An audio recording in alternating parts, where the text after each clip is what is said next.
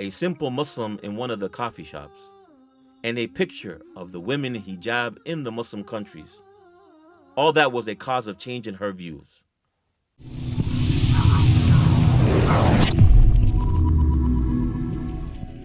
أن تخرج من ضيق الظلماء إلى النور، أن تولد ثانية والماضي مغفور، لحظة أن تشعر بالله في قلبك يقذف بهدى، هذا ما لا يدركه وصف وشعور. يا الله إني ناديتك وسعيت، إني استهديتك فهديت، بالقرآن أنرت طريقي. يا الله يا الله. Assalamu alaikum wa rahmatullahi wa barakatuhu. My name is Yasmin Rowland. I'm an American revert. كيف كانت حياة أختنا ياسمين قبل الإسلام؟ I had a very ordinary American life. I mean, I was brought up in a loving home. My father was a deacon in the Missionary Baptist Church, and we were very active in the church life. So I had a rather strict upbringing, you know, no drinking, no dating, no makeup. Well, I found myself at one of those moments that some people reach in their life where you are very confused about what you believe about God, what direction your life will take. Basically ask God, you know, you have so many different religions, you have so many different paths that I could choose to take. Which one of them is the right one? Which one that I should spend the rest of my life on? And so I think that this was a really big turning point in my life that started me on a spiritual journey to embrace Islam and to start seeking where I could find the happiness and sakina that I wanted in my life. And one day I was with my parents in the church, and I really did feel called by God to be a missionary. And I remember walking down to the front of the church, which this is customary, and speaking to the preacher. And I'm sure my parents were wondering, why did she do that? And I told them, you know what, I think I want to serve God. I want to call people to God. I want to travel around the world and call people to God. And the preacher told me, that's very noble, but I have something that you might not accept. Women can't do that. أختي ياسمين، أنت تعرفتي على الإسلام عن طريق الإمارات ودبي، ما علاقة إسلامك بالإمارات وإمارة دبي؟ Right before I began my senior year in my business administration degree in marketing, I decided to study abroad. And for some reason, I chose the United Arab Emirates. And this was a choice that actually the chairman of the marketing department had a lot of difficulty accepting, and they were very worried about me. They said, you know, you're going to go over there, you're going to get kidnapped, something's going to happen to you, we'll never see you again. These types of worries. You know, they only have camels there, you're not going to like it. And so I told them, you know, let me make that decision. This is my decision. So I went there for the entire semester, and what I found was absolutely amazing. And subhanAllah, it really was something necessary for me to experience to open my mind to Islam. I know this because one of the things that I spent a lot of time doing in my free time was watching CNN and C-SPAN and the Western media, especially the news and the politics. But I only got to see that from the Western perspective. So obviously from the Western perspective, they were demonizing Muslims. You know, everything that they had to say about Islam was rather negative or maybe even not completely true. But it was fed out to the American citizens for whatever reasons that they wanted to give that particular portrayal of Islam to the masses. And so I had the opportunity when I was actually there to see what is it like to be in a Muslim country? What are Muslims like? What are Arabs like? How do they live? I saw women driving cars. I saw families having picnic on the beach. I mean, I felt totally safe there. I didn't feel endangered by any means. And I really felt the hospitality of the Arab when I was there. So my impression was really quite different than what the media had tried to portray to me about what a Muslim land would be like. While I was in Dubai, one of the things that touched my heart about Islam was actually the adhan. At that time, they still called it out loud. You could hear it from every single place, from the masjid area, inside the souk, restaurants, your home. And so hearing the adhan 5 times a day, I really do believe affected my heart greatly. What they're saying in Arabic, it's still going to touch the heart. The fitra will recognize this language. The fitra will understand this meaning. Don't ask me to explain it, but it did move my heart. And I wondered, what is this? Also the beauty of the masajid, the cleanliness of the country, of the Muslims. And I was very captivated by the scenes of the desert and Muslim women covered completely in black with, the wind blowing their veils. متى وجدت القرآن أول مرة في رحلتك هذه؟ وكيف تأثرت فيه؟ SubhanAllah, a very interesting moment in my life. When I was in London, I actually walked into this cafe just wanting to get some Arabic coffee, and there happened to be a lady that was uncovered and an older gray-headed gentleman in there, only 2 people.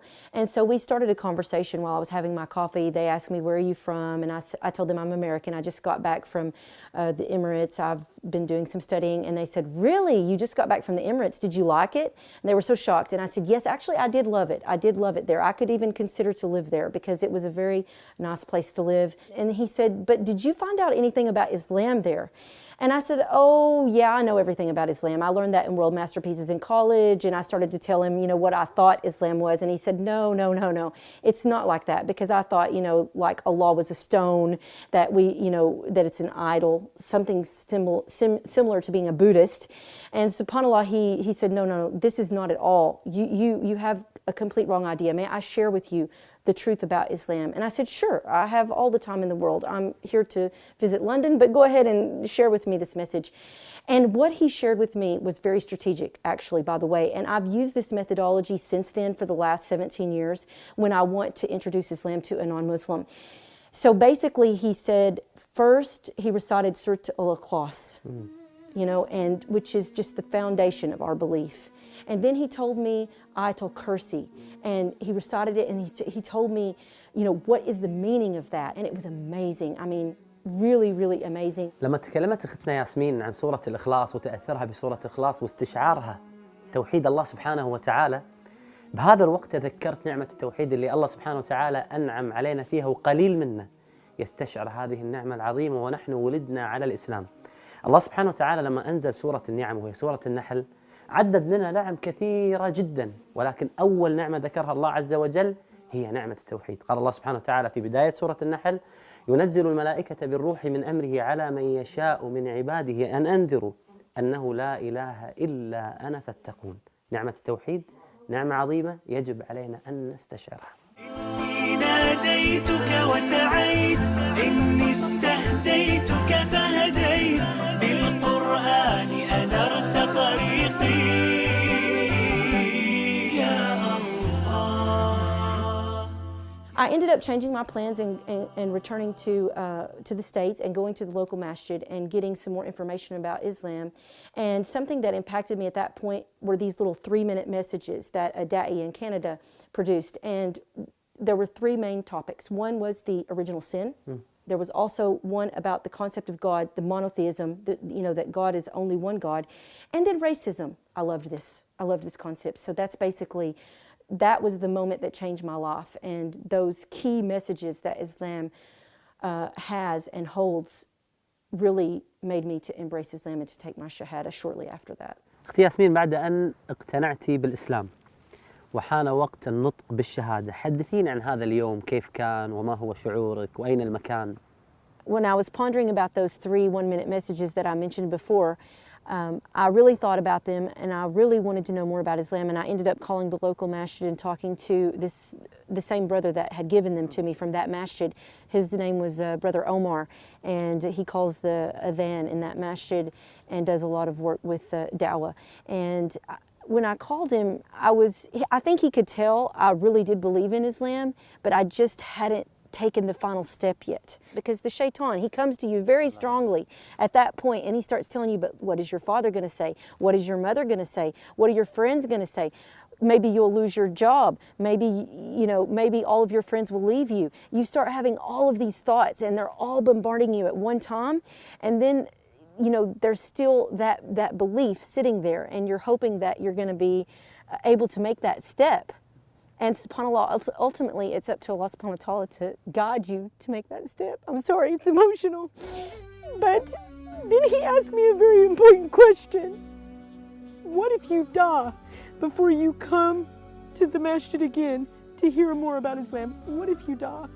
And I thought to myself, I never really contemplated death. I never really thought about dying and leaving the world, meeting my Creator, not knowing whether I'm on the right path or not, whether I did finally find that one religion that Allah subhanahu wa ta'ala, God, wanted me to be on, and that He wanted me to embrace and to live my life on that path. It impacted me so much that I just had to take my shahada right then on the phone. Subhanallah. تب علي فيداي مثقالات أنا عاص والحنايا ضامئات تب علي فيداي مثقالات أنا عاص والحنايا ضامئات جئت أتلو بالدموع الساجيات راجيا أن تغفر الذنب العظيم. I really felt comfortable that I'd made the right decision, and I sort of just threw myself into Islam after that point. I literally moved out from my friends. I stopped doing anything that, would carry me away from Islam, and moved right next door to the masjid, so that I could walk to all of the prayers and see the masjid from my window. So basically, once I embraced Islam, and one of the most important books that I ever had given to me was The Fundamentals of Tawheed by Dr. Bilal Phillips. And this book really set firm in my mind the concept of monotheism, of pure Tawheed. In English language, it was very easy to read, it was very easy to understand, and a few years later, I did decide to travel overseas to study more in depth, to be able to learn Arabic, because you can't imagine the sadness that I would feel every time I would hear other people reciting the Quran. I would hear the Taraweeh and I wouldn't understand it. I myself would not be able to recite the Quran properly, and for me this brought a lot of grief to me. And I definitely advise every single revert to learn the Fusha, to learn the Tajweed of the Quran, and to learn the Arabic language, and to stay committed to that until you become fluent, because it is something that's so important in understanding your book. سبحان الله لما شفت إنه أخت منقبة في أمريكا شيء جميل يعني ببلادنا كان الأمر صعب، كيف في أمريكا؟ فقلت هذه المرأة يعني أسأل الله أنها تكون من نصيبي، وتكلمت معها والحمد لله رب العالمين انتهت الأمور بالزواج. أمنيتنا في هذا الحياة نكون دعاء إلى الله سبحانه وتعالى وأن نلتقي في الجنة. هل أنت سعيدة الآن بالدعوة والعمل بالدعوة ودعوة غير المسلمين إلى الإسلام؟ Alhamdulillah Rabbil Alameen. It's the greatest blessing in my life to be able to study Islam and be able to share that with other people. Tell non-Muslims about Islam. I do visit churches. I talk to many different people about the message of Islam, and I have been doing that for the last 18 years. And I think I couldn't live without making da'wah. I honestly believe that it is the gasoline that runs the engine of Iman. كل أسبوعين 3 أسابيع لازم نسافر داخل وخارج أمريكا من ولاية لولاية دعوة إلى الله سبحانه وتعالى. طبيعة عملها أنها ناشونال ريبريزنتيتيف للإسلاميك أونلاين يونيفرسيتي فبيتطلب منها سفر كبير. It's a great honor to work directly under Dr. Bilal Phillips and with the esteemed faculty. And subhanAllah, you would think that this costs a lot of money, but the mission of IOU is to make Islamic knowledge affordable, accessible, and easy for everyone to get. So just to get in the United States, a bachelor's degree in Islamic studies is $160 a semester, and for our master's in Islamic studies, it's only $360 a semester. So this is an amazing opportunity for the Muslims to really strive and learn their deen from the ease of their home. You could literally fit your work in at any time, whether it's at Fajr, before bed, in your car. We have many apps that you can use your mobile phone to do your classes. It's so easy. ماذا قدمت لله سبحانه وتعالى حتى يكسبك هذه الهداية وأن يختارك إلى الإسلام؟ SubhanAllah, I don't think I deserve to be called to Islam. To be honest with you, If I had to say one reason why Allah subhanahu wa ta'ala would bestow the greatest blessing that He bestows upon any of His creation, which is to have belief in La ilaha illallah and be a Muslim, it would just be so that my parents could hear the message of Islam and have a chance to embrace it before they died. At least to hear the message of Islam, because they were very good people. I don't recall doing anything else really to deserve Islam. But I'm very grateful, alhamdulillah, on a Muslima, because it really did change my entire life and bring me the happiness and the sakina that I had always wanted. Very sad to think about living such a long period of my life not knowing who Allah is. But at least now I know the evil and I know the good. So it helps me to distinguish the furqan, what's the criterion between what's right and wrong in this life. And I'm grateful for that.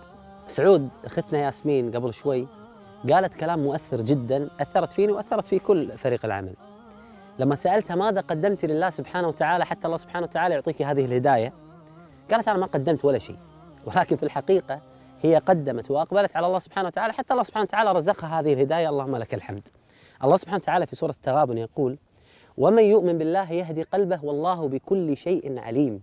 المقصد من هذه الآية من يؤمن بالله، الإيمان الحقيقي بالله عز وجل، الله سبحانه وتعالى سوف يعطيه الهداية. الله يرزقنا الإيمان وياك. الله يرزقنا. في كتاب الله قلبي صار حي، وبحياتي صار لي ظل وفاي، ويوم عادت نفسي وروحي إليه عادت أيامي وأحلامي إلهي. كل ما أتلوه أو جيت أسمعه أنسى آلامي وأحزاني معه، من عرفته صارت أيامي هنا، نور في الظلمة في الضيقة سعة. كل ما أتلوه أو جيت أسمعه أنسى آلامي وأحزاني معه، من عرفته صارت أيامي هنا، نور في الظلمة في الضيقة